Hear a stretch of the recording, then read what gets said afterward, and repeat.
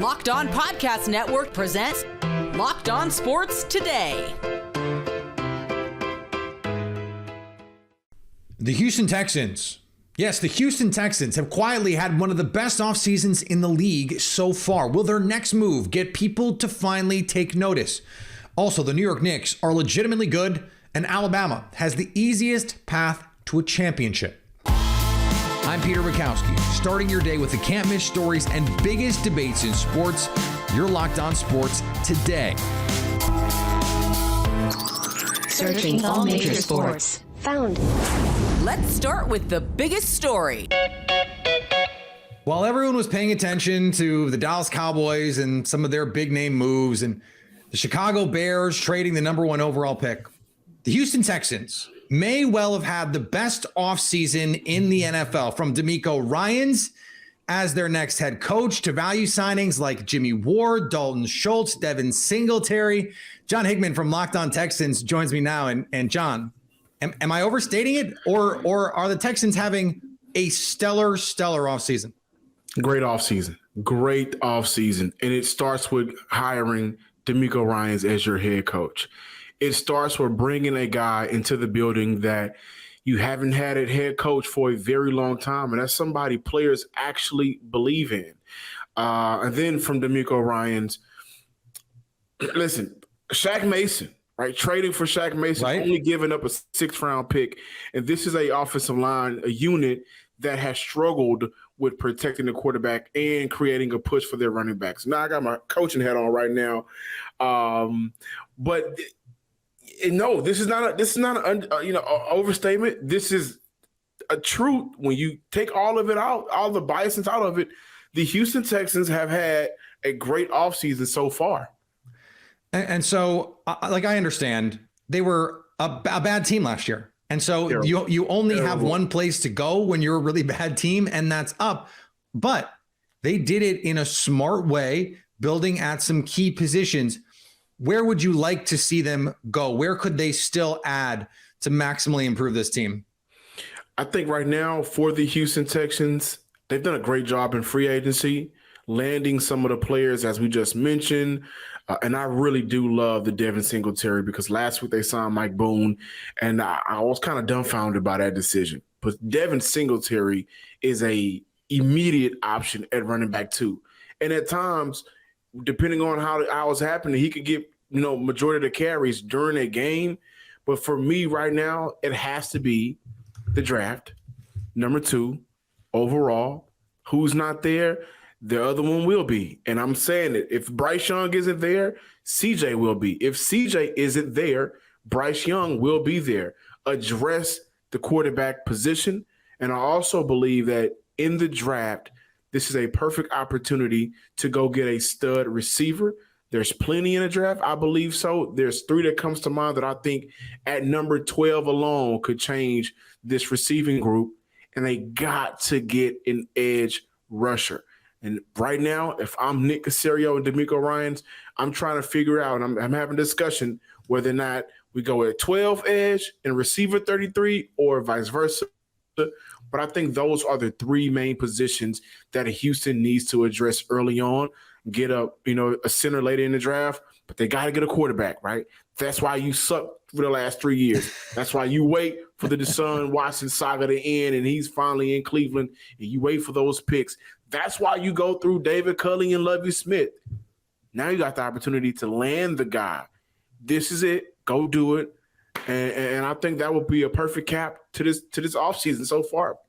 They've made some moves that I think if they were a contending team, you'd understand it. Like Robert Woods, Noah Brown, you get Sheldon Rankins at a decent price. I mentioned Jimmy Ward. They re-signed Laramie Tunsil, who gets a big money deal. They kind of treated this offseason like they want to win, with the understanding that they have to get this quarterback position right. What is the value, do you think, of approaching it that way? Because I actually really like the way that they've done this, to say, look, we know that we have a long way to go, but that doesn't mean we shouldn't take steps to try and get there. To get Absolutely. 10 miles, you got to go 1 mile first. Absolutely. Peter, I'm going to say this. This doesn't come off as a team that's looking to pick top 5 again in next year's draft. Right.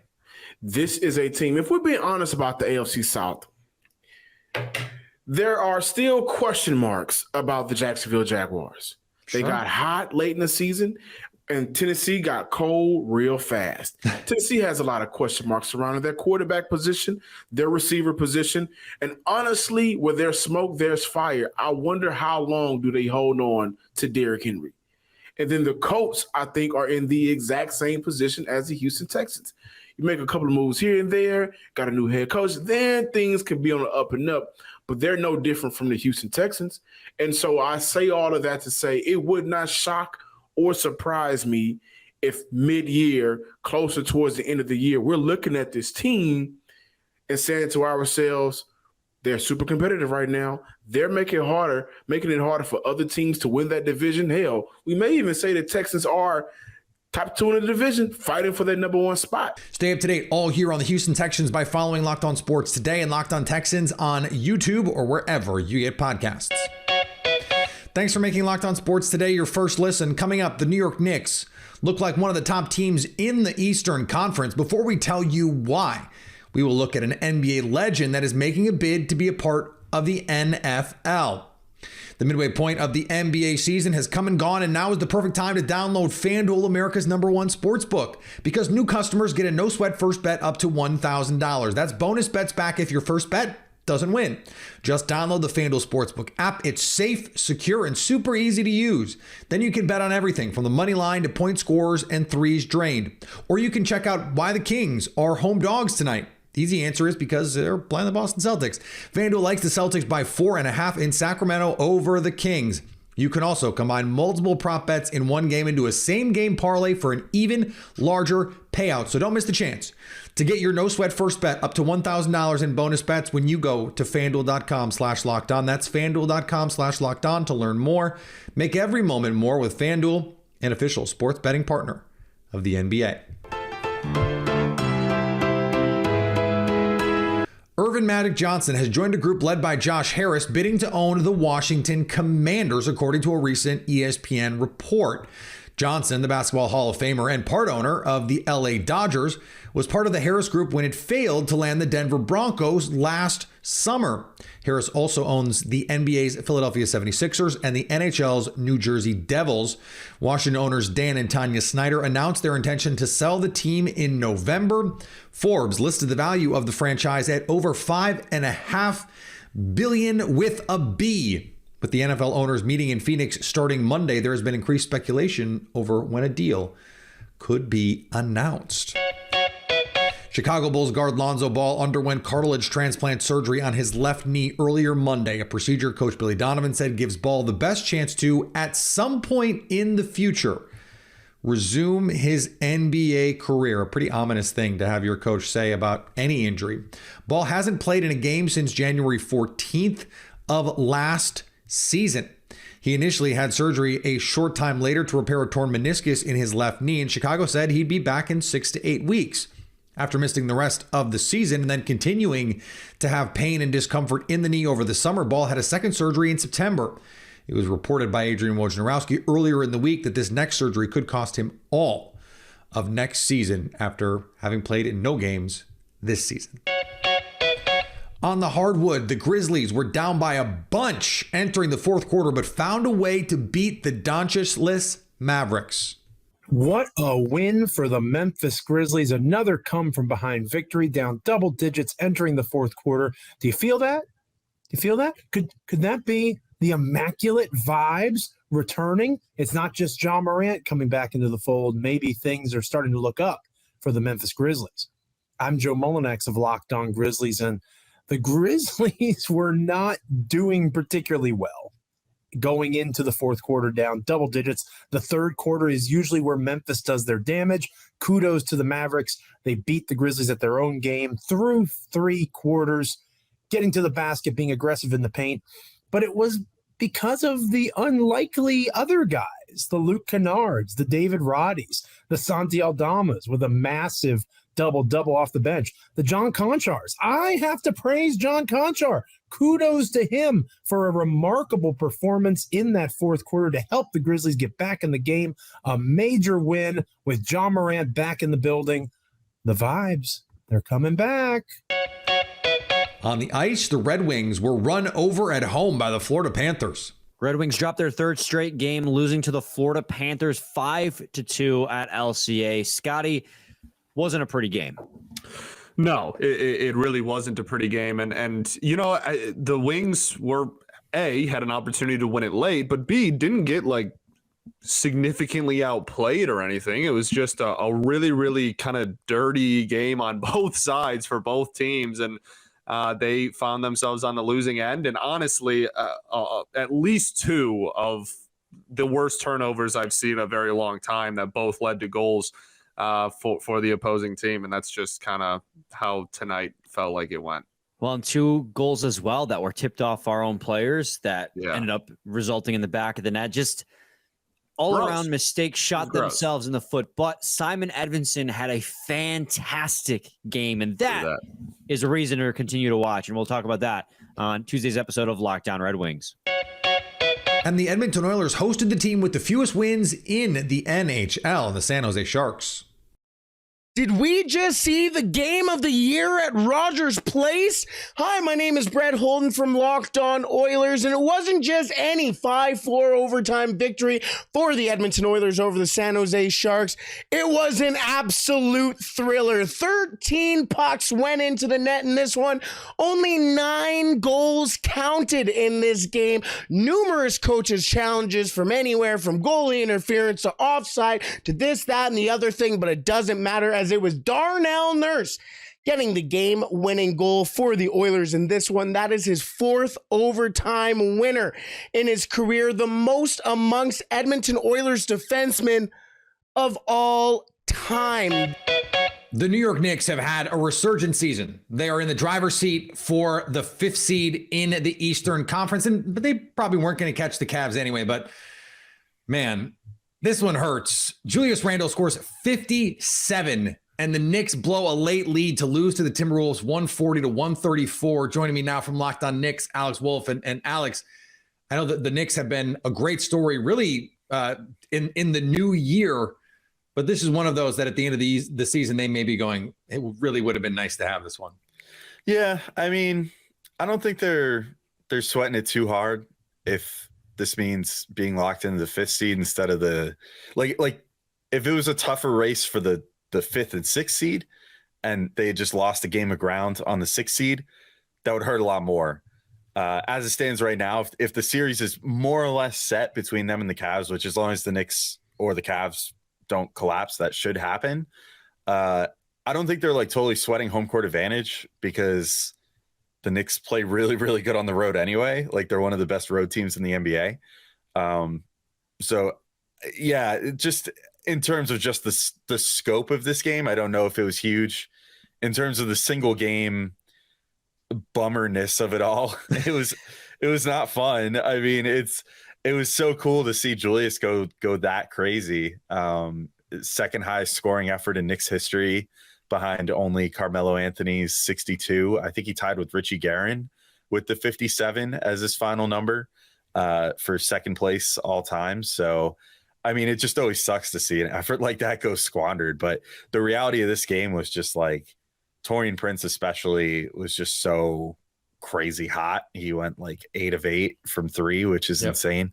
12 of 13 for the game. And it was the defense for the Knicks that was the problem. Mm-hmm. The Timberwolves shoot 61% in this game. They shoot over 58% from 3. And they're just going to be nights like that. I think weirdly for a Tibbs team, that is the question with this team, right? Are they going to be able to have enough defensively with their key guys like Jalen Brunson and Julius Randle not being elite defensive players, but they're getting really good contributions from guys like Emmanuel Quickly and some of these other players off the bench. So the shape of this team, did this game or does what I just said give you any questions about the completeness of this team for a playoff series?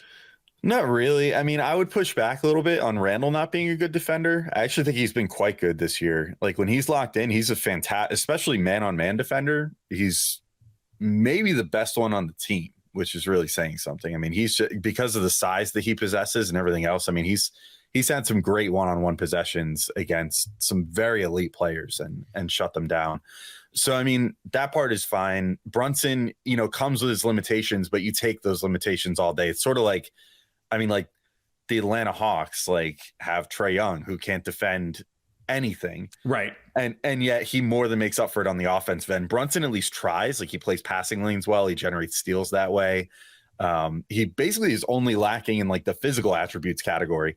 The intangibles on defense are there. It's just unfortunately he's 6'0" and not particularly long defensively and stuff like that. So that holds him back in that regard, but he's always out there doing his best, which is, worth something, I think.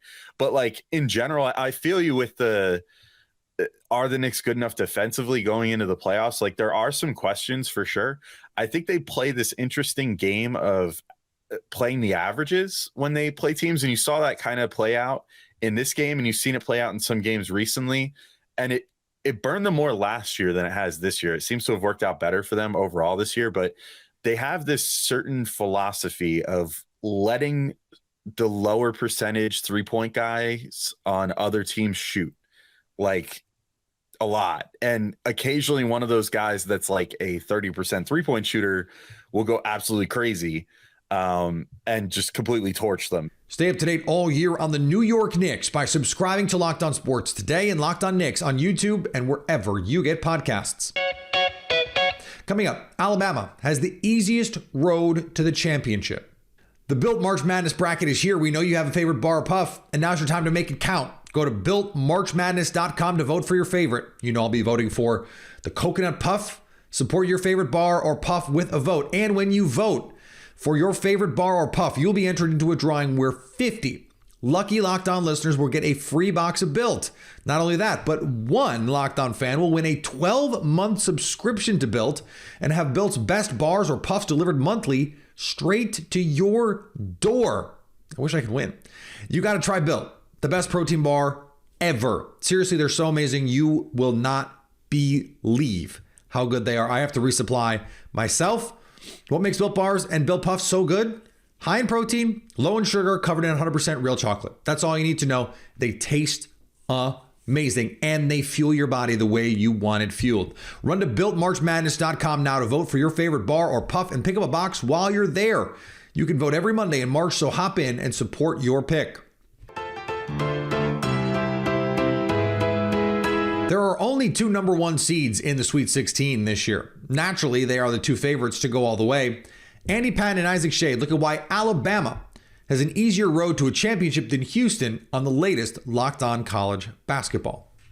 There's just so many pieces to this Alabama squad. And let's not forget that it's their defense that is so wildly elite to go with that strong offense. And so, Andy, it sounds like you're tipping your cards a little bit that maybe Houston is the team of these four that you're going to take. I am riding with Bama as the team of these four that I still feel great about. Plus, they're the team I have in my bracket winning, so I got to back it up.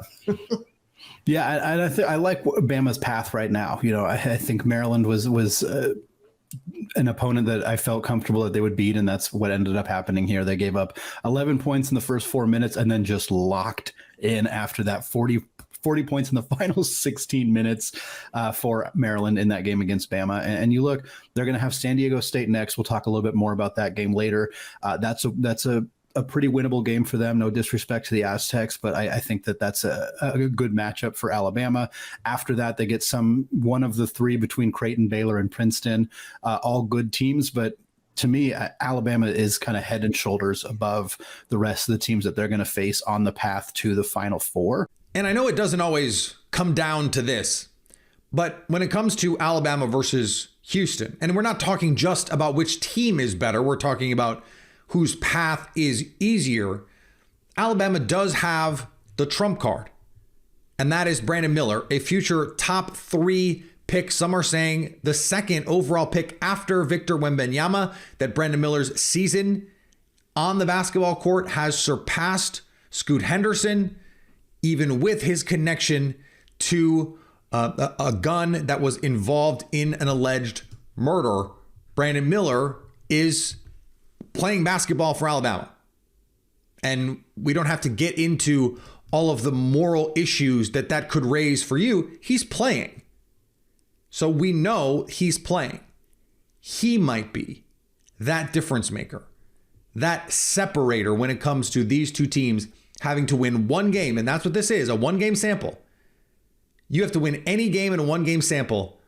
Brandon Miller is maybe the one guy in college basketball you would pick to help you win it. And finally, Miami shocked number 1 seed Indiana on Monday night to advance to the Women's Sweet 16. As cool an upset as it is for twin sisters Hannah and Haley Cavender, it's even sweeter. Until playing for the Hurricanes this year, the Cavender twins had never experienced success in the NCAA tournament. This despite their prowess with name, image, and likeness, where they raked in $1.7 million this year in various sponsorship deals. In the world of NIL, that is still growing. The Cavenders are ahead of the metaphorical game. Now they are experiencing success on the court, in the game that they play too.